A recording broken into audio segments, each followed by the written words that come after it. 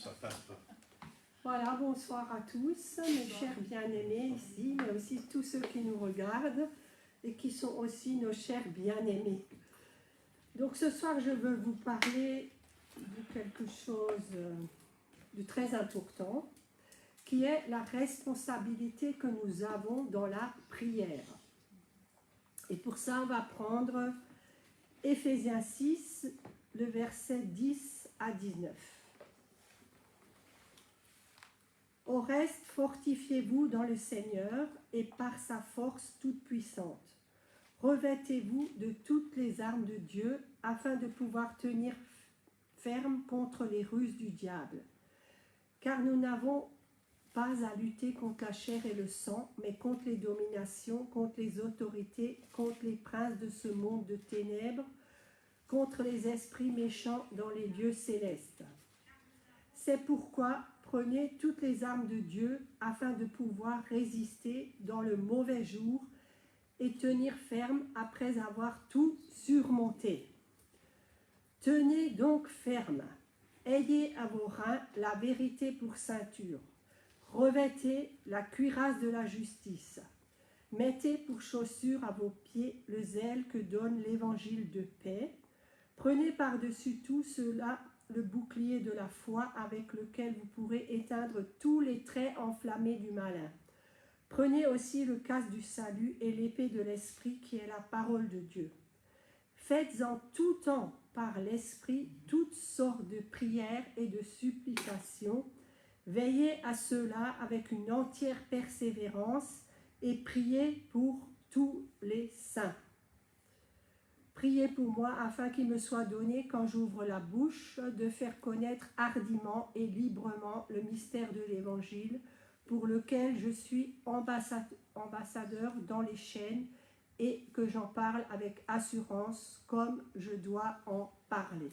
Ça, c'est donc les paroles de l'apôtre Paul qui nous encouragent à tenir ferme et à persévérer dans la prière. Donc il y a beaucoup de chrétiens, ils essayent de rendre Dieu responsable de ce qui est en réalité de leur responsabilité. Par exemple, il y a des gens qui font des déclarations du genre « Si Dieu ne veut pas que cette chose arrive, pourquoi a-t-il permis que cela arrive ?» Alors j'ai pensé à un étudiant par exemple qui n'apprend pas ses cours. Et le jour de l'examen, il n'obtient pas son examen. C'est quand même pas la faute de Dieu. Si lui n'a pas travaillé, ce n'est pas la faute de Dieu. Et ce qui lui arrive, c'est Dieu. C'est pas Dieu qui l'a permis, c'est sa paresse. Et parce que j'avais entendu il y a aussi quelque temps, c'était l'anniversaire de la mort de Jean de La Fontaine.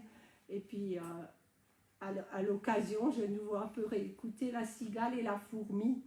Et j'ai pensé aussi à ce verset qui dit dans Proverbe 6, verset 6, « Va vers la fourmi paresseux, considère ses voies et devient sage. » Donc ces personnes souvent manquent de connaissance de la parole de Dieu ou oublient que Dieu leur a délégué l'autorité d'établir sa volonté sur la terre et de garder le diable et ses démons sous leurs pieds. Certaines personnes pensent que la prière, c'est simplement une manière d'amener Dieu à faire quelque chose ou changer sa décision par rapport à un problème. Il en résulte qu'ils ne prient pas tant, qu'ils n'ont pas un besoin urgent dans leur vie, que nécessite une intervention divine. Et ça, j'appellerais un peu les chrétiens parapluies, ceux qui ouvrent le parapluie quand il pleut, et voilà, qui le ferment quand tout va bien. Ce que ces gens ne savent pas, c'est qu'avant que vous ne puissiez changer une situation, votre prière doit d'abord vous changer vous-même. Si votre vie de prière ne vous change pas, alors votre vie de prière, elle n'est pas efficace. Il y a une transformation qui a lieu dans votre vie quand vous passez beaucoup de temps à communier avec Dieu dans la prière. Et ça doit être aussi se mettre à l'écoute de Dieu et pas seulement parler à Dieu, mais aussi écouter à ce qu'il a à nous dire par sa parole, par les situations dans lesquelles on est, et même par la bouche d'un enfant, Dieu peut vous parler. Votre caractère et vos pensées sont continuellement influencés par sa présence et vous deviendrez comme lui dans votre raisonnement et votre manière de faire les choses. Avant, on a chanté « Prompt à faire ta volonté ». Voilà, est-ce qu'on est prompt à faire la volonté de Dieu? Psaume 84, le verset 5, nous dit « Heureux ceux qui placent en toi leur appui, ils trouvent dans leur cœur des chemins tout tracés. » Et pour moi, m'appuyer sur Dieu, ça passe aussi par la prière. Qu'il fasse beau ou qu'il fasse mauvais temps, ben Dieu est toujours là et on doit lui parler quotidiennement. N'oublions pas aussi que toute autorité appartient à Dieu parce qu'il est le créateur de toutes choses. Vous savez aussi bien que moi que le principe de base de ce monde, eh ben, c'est la rébellion. Et on le voit en ce moment. Tandis que le principe de base des enfants de Dieu, quelqu'un sait, c'est l'obéissance. Donc nous sommes ici pour obéir à Dieu et faire valoir son autorité, et cela passe par la prière. Donc le Seigneur a toujours voulu que l'homme exerce son autorité spirituelle. En Jésus, Dieu a remis à ses enfants l'autorité spirituelle qu'Adam avait cédée à Satan.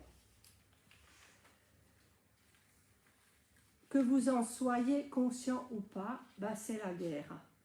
Le diable est déchaîné contre les enfants de Dieu. Il ne vient que pour dérober, égorger et détruire. Jean 10, 10. Donc la seule option possible pour lui faire face est de prendre votre autorité et de vous revêtir de toutes les armes de Dieu afin de pouvoir résister dans le mauvais jour et tenir ferme après avoir tout surmonté. Et en ce moment, on va dire que ce n'est pas toujours les beaux jours, mais nous devons nous équiper et revêtir l'entière armure pour tenir ferme. Galates 5, verset 16, « Je dis donc, marchez selon l'esprit et vous n'accomplirez pas les désirs de la chair. » Donc, lorsque vous exercez votre autorité et que vous le faites en utilisant la parole de Dieu, il se passe quelque chose dans le monde spirituel. Et ça, il faut y croire que si vous priez, que votre prière, elle est efficace et que Dieu, il vous entend. Votre adversaire, il recule et il lâche prise, car il sait que celui qui est en vous est plus fort que lui. Vous savez bien que Jésus a dépouillé les dominations et les autorités et les a livrées publiquement en spectacle en triomphant d'elles par la croix. Colossiens 2, verset 15. Vous savez, quand on a aussi été rachetés, comme nous ici, on a tous été rachetés à un grand prix, nous sommes passés du royaume des ténèbres à celui de la lumière. Et c'est qui la lumière? C'est Jésus la lumière. Et c'est aussi lui qui nous indique le chemin, et c'est aussi lui qui est l'unique médiateur entre Dieu et les hommes. Donc c'est pour cela qu'il faut qu'on adresse nos prières au Seigneur Jésus et à Dieu le Père et à personne d'autre. Notre prière, c'est aussi d'appeler des choses qui ne sont pas comme si elles étaient. D'appeler les âmes de nos familles, d'appeler les âmes de nos voisins, d'appeler les âmes de nos collègues de travail à rentrer dans le royaume de Dieu. Des fois, je me dis, Jésus, c'est mon ami, c'est mon meilleur ami. Les amis de mes amis sont mes amis. Donc, je suis contente quand je peux présenter mon meilleur ami à quelqu'un, pour qu'il devienne aussi le sien. Amen. Parce que vous savez que lui seul a la puissance de transformer une vie. Et donc, c'est pour ça qu'il faut qu'on remette vraiment dans la prière nos bien-aimés. Et c'est notre responsabilité de prier pour les autres. Et si l'esprit de celui qui a ressuscité Jésus d'entre les morts habite en vous, celui qui a ressuscité Christ d'entre les morts rendra aussi la vie à vos corps mortels par son esprit qui habite en vous. Romains 8, verset 11. Donc, quel que soit votre combat ou ces luttes douloureuses dans lesquelles vous êtes engagés, prenez courage et sachez que vous êtes déjà vainqueurs. Tout ce qui est né de Dieu triomphe du monde et la victoire qui triomphe du monde, c'est notre foi. 1 Jean 5, verset 4.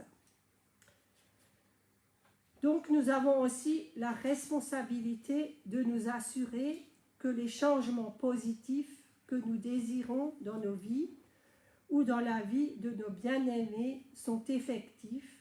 Et l'une des manières de le faire, c'est par la prière. Le Seigneur nous aime tellement, c'est vrai, et il nous aime tellement, il ne veut pas nous laisser comme nous sommes. Si on n'a pas un bon caractère, je dirais, pour ne pas dire un sale caractère, on doit quand même se mettre dans la prière et savoir que Dieu peut changer notre mauvais caractère. Certains qui sont colériques, Dieu il peut nous délivrer de la colère, de l'impatience, il peut nous délivrer de toutes sortes de mauvais traits de caractère, encore faut-il qu'on les reconnaisse. 1 Corinthiens 6, verset 9 nous dit « Ne savez-vous pas que les injustes n'hériteront point le royaume de Dieu? Ne vous y trompez pas, ni les impudiques, ni les idolâtres, ni les adultères, ni les efféminés, ni les infâmes, ni les voleurs, ni les cupides, ni les ivrognes, ni les outrageux, ni les ravisseurs n'hériteront le royaume de Dieu. » D'abord, vous devez discerner en priant ce qui ne va pas dans votre vie. C'est vrai, on chante « Change mon cœur, Seigneur », et demandons vraiment l'aide du Saint-Esprit qui nous transforme à l'image de notre Seigneur Jésus. Travailler votre propre salut est aussi notre responsabilité. C'est uniquement par la foi que l'on peut plaire à Dieu. Sans lui, sans la foi, on ne peut pas lui être agréable. Mais notre foi, c'est comme l'or. Elle a besoin d'être mise à l'épreuve et purifiée, et aussi fortifiée par des exercices pratiques. Donc, travailler à notre salut souligne notre responsabilité à travers les différentes mises à l'épreuve que Dieu permet dans nos vies. Et je veux vous encourager à persévérer sans vous lasser, afin que ce que nous avons reçu avec la vie nouvelle, ce que Dieu a placé en chacun de nous, puisse être achevé à sa louange pour sa gloire et aussi pour notre bénédiction. Mais il est immédiatement aussi ajouté, car c'est Dieu qui opère en vous le vouloir et le faire selon son bon plaisir. Par nature, vous savez bien que personne n'a aucune force en nous-mêmes. Et nous serons très vite déçus si nous essayons de faire ce travail par nous-mêmes.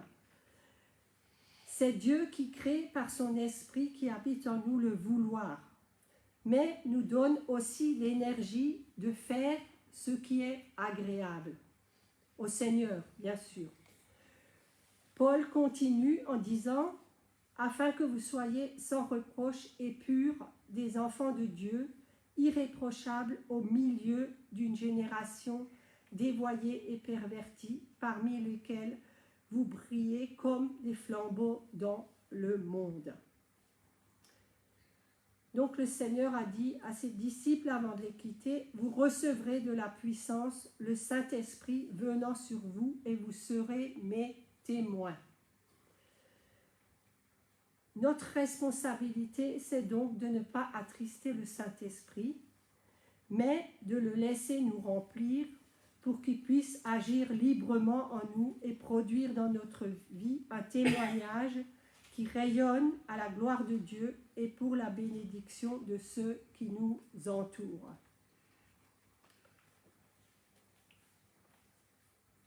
Dans la parole de Dieu, dans Acte 12, au verset 5, nous voyons que l'Église s'est mobilisée et a pris ses responsabilités en priant.